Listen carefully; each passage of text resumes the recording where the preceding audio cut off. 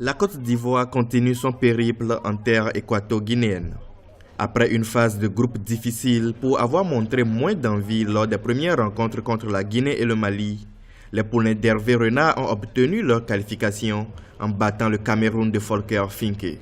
Une victoire qui les a visiblement remis en confiance. Dimanche dernier, les éléphants ont battu les Fennecs d'Algérie et sont qualifiés pour les demi-finales. La Côte d'Ivoire est une équipe qui marche comme du diesel dans cette compétition. On l'a vu notamment lors des deux premiers matchs. Je crois que cette équipe des éléphants a fait son meilleur match en quart de finale dimanche face à l'Algérie parce que c'était un match compliqué. Et même si les Fennecs ont dominé toute la rencontre, cette équipe de Côte d'Ivoire a montré beaucoup d'envie et de motivation. Vous savez, on arrive à un niveau de la compétition où tous les joueurs ont envie de faire une finale de CAN. Et donc, ça pourrait marcher également à l'expérience, parce que cette équipe a beaucoup de joueurs qui connaissent le haut niveau et également cette étape du tournoi. En demi-finale ce jeudi, les éléphants feront face aux léopards de la RD Congo, vainqueurs du Congo-Brazzaville.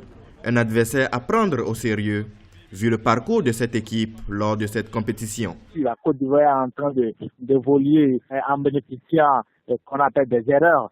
Quand vous voyez un peu les matchs livrés par la Côte d'Ivoire, leurs deux premières rencontres en phase de poule se sont soldées par des scores nuls.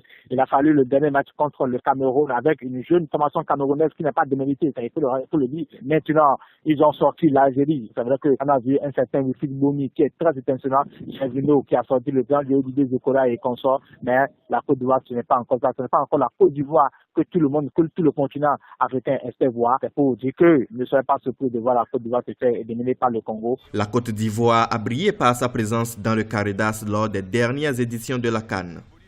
Demi-finaliste en 2008, puis finaliste par 2 fois, elle n'a pas pour autant remporté la coupe. Ce qui leur vaut critiques et pressions au regard de la qualité individuelle et collective de ce groupe.